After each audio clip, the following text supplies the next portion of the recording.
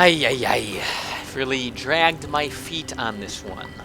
Is your favorite part of Assassin's Creed the trail missions? Do you think the best line in Star Wars is Somehow Palpatine returned. Have you played BioShock, Gears of War, or Hellblade and thought to yourself, "Nay, this isn't linear enough"? Then hold on to your dookie, because we're reviewing A Plague Tale: Requiem, and it might just be the game for you. When going into the Plague Tale sequel, all I heard was that the first one was a bit of a walking simulator, so I was a bit worried that we were going to get the same thing with this game. So I watched a few trailers and thought, hey, you know what?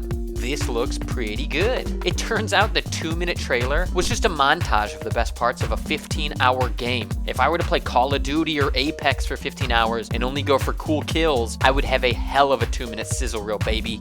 I'm gonna keep this review brief because honestly, outside the scenery, there wasn't one thing that I liked about this game. I didn't play the original, so I'm sure I'm missing some information when it comes to the story, but right out of the gate, they hit you with some of the most grating voice acting you'll ever hear. This is your tower.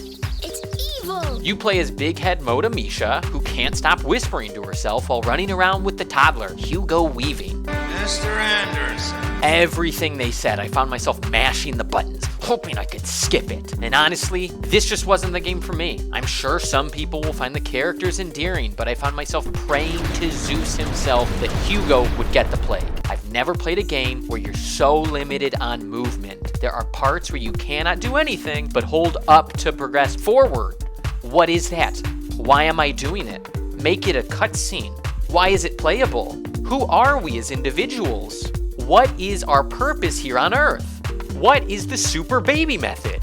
And honestly, the gameplay isn't any better. It's plagued with these same repetitive animations, so if you end up fighting or dying to the same enemy type, it's the same repetitive mess. The AI is clunky and dumb, and your options for fighting are limited. I understand it's supposed to be more of a stealth game, but the mechanics like knives that break after one use is infuriating. And the puzzles aren't any better. They aren't thought-provoking. They are not difficult. It's just a formality to move the story forward. There are so many better options to play than this game, especially if you have Game Pass. If you're looking for an intriguing story, go play 7 Days to Die or Among Us.